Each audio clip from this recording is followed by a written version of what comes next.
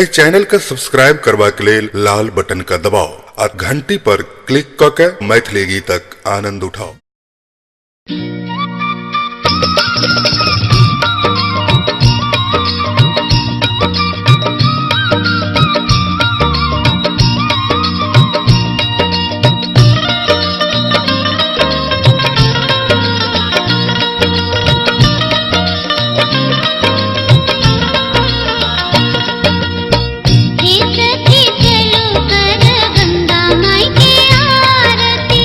चलो न चलो कर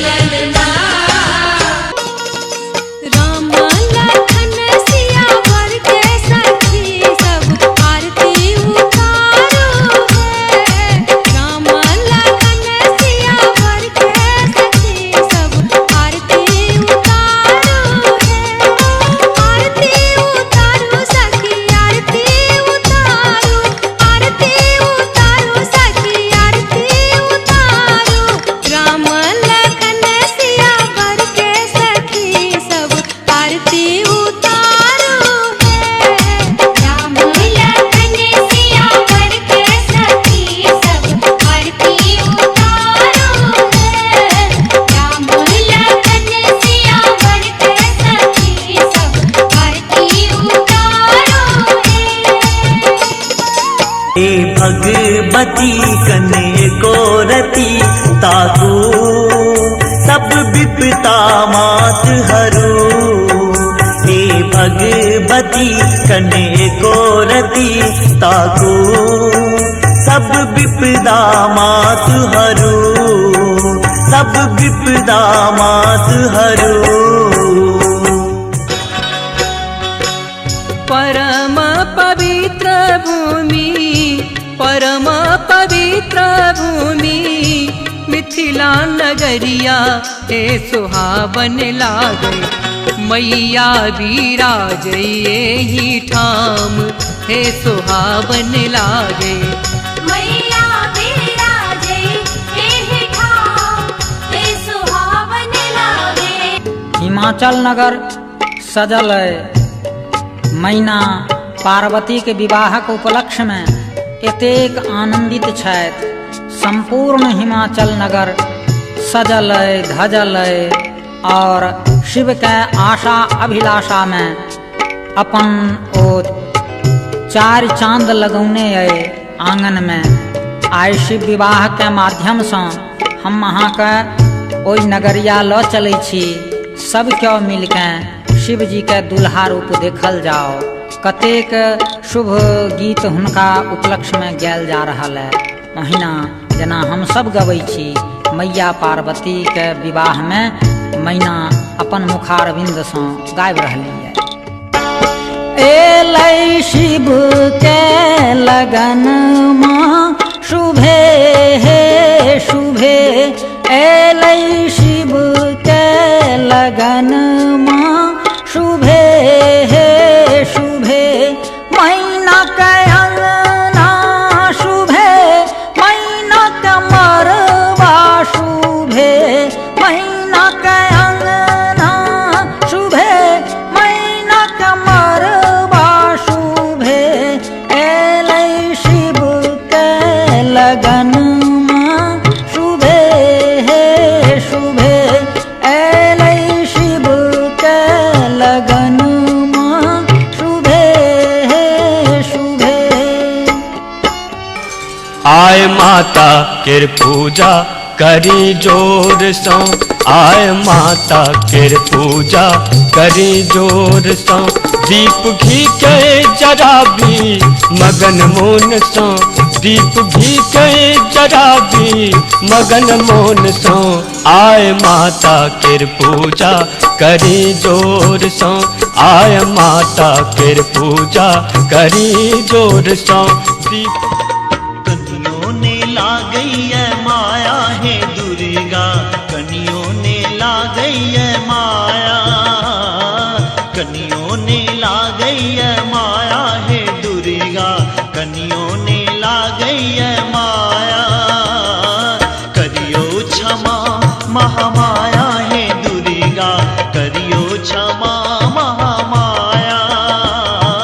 करियो क्षमा महामाया है दुर्गा। करियो क्षमा महामाया। हमर दुख देखी गौ माता कियक मुँह फेरी बैसल छी। हमर दुख देखी का माता कियक मुँह फेरी बैसल छी। हमर दुख देखी गौ माता कियक मुँह फेरी बैसल छी। हमर दुख देखी का माता कियक मुँह फेरी बैसल छी। कियक मुँह फेरी बैसल छी। भंवर बिछ आई फसलो हम आहानी चिंत सूतल छी। हमर दुख देखी का माता कियक मुँह फेरी बैसल छी।